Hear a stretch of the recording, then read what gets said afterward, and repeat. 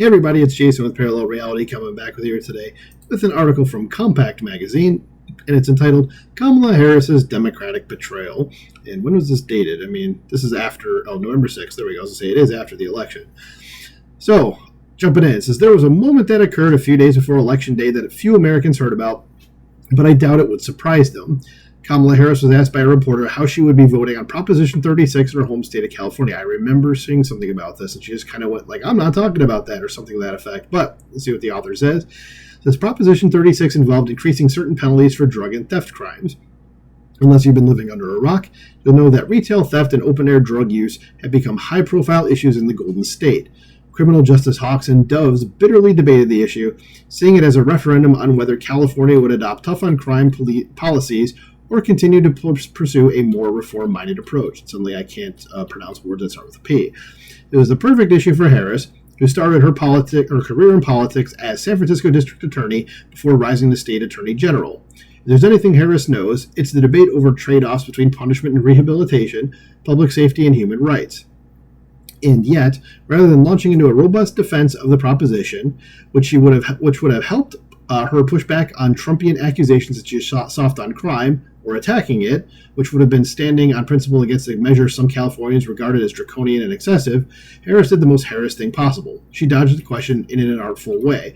And it says here, like, what was I going to say? Trumpian accusations that she's soft on crime. She is. I mean, her entire record backs that up. But yeah. So what she said was, I am not going to talk about the vote on that, she responded to a reporter. Should say cackling while she did. Because honestly, it's the Sunday before the election, and I don't intend to create an endorsement one way or another around it.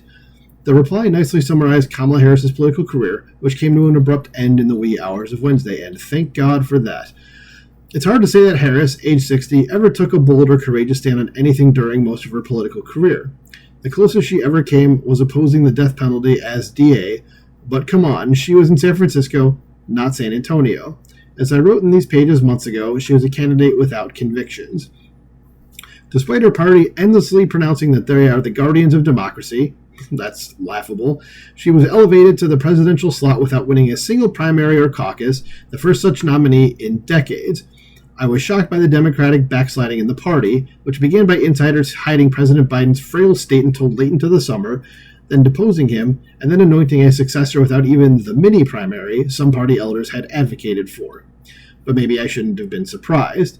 One of the most consistent beliefs I've encountered working in and around politics is anti-populism, a belief that the people are fundamentally untrustworthy and need to be guided by elites. That's essentially your Democratic Party today. So this is how vast swaths of professionals working in think tanks, academia, and elected officials or elected office think about Americans.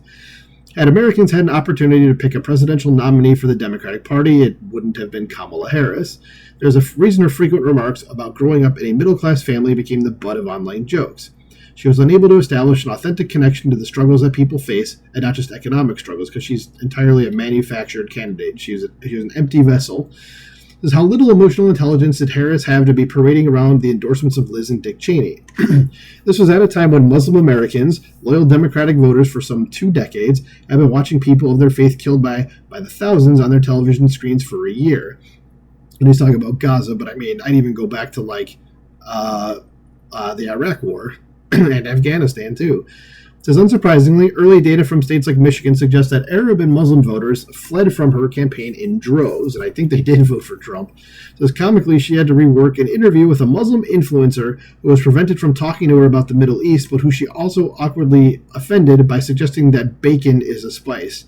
Bacon is a... what? I mean, I remember seeing this, but I was like, bacon... She said bacon is a spice. Like, has she ever had bacon? Does she know what bacon is? Anyway... And what was the upside? Does anybody know any substantial number of voters in this country who were leaning toward Trump before were persuaded by Cheney's appeals? All of this was obvious to ordinary voters, Democrats, Republicans, and independents alike. People intuitively knew that Harris just didn't understand policy deeply, nor did she have very strong convictions about how to tackle pressing problems like the economy, the border, or wars overseas. No, it was to steal what Trump said he was going to do. She didn't know how to talk to Republicans either, which is why she dragged Cheney, a figure who has zero purchase in the modern GOP, all over the country in a vain effort to broaden her coalition. Harris's lack of convictions wasn't a problem that Democrats could simply market their way out of with coconut memes, appearances with Oprah Winfrey, or Saturday Night Live hits. She was a bad nominee because she would have been a bad president, and anyone not deeply in the Democratic hype bubble knew this.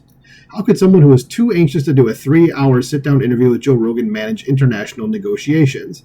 How would someone who never had the courage to come up with a single bold idea as a senator or vice president come up with solutions to wars in Ukraine or Gaza? My hope is that Harris's loss might prompt the Democratic Party to reflect on its own name, and as of when I'm recording this, they are certainly not doing that. Founded by Andrew Jackson and Martin Van Buren as an anti-elite vehicle, the party of what they called the democracy is supposed to embrace, well, democracy. That means elevating people to the highest levels of power only after robust debate, fierce competition, and the consent of rank-and-file members. By installing a candidate without convictions, the Democrats have lost yet another winnable election to Trump, a deeply flawed man whom a capable opponent could have easily overcome. If they want to win again in 40 years, they're not, because J.D. Vance will probably win it. Democrats need to learn to trust the American people and the democratic process. That means a robust presidential primary and candidates who are fully transparent about their strengths and weaknesses. The Democratic Party lost this election by abandoning democracy. It can retake the White House in 4 years by learning to love it again. And here is the quote of the article. She was a bad nominee because she would have been a bad president. Yep, totally agree. So, let me know what you think about this. Do you agree with this? Especially that quote that was, where did it go? Where did it go? There it was. She was a bad nominee because she would have been a bad president. Do you agree with this? Let me know what you think about this in the comments below. Like, share, subscribe, and I will talk to you soon. Bye.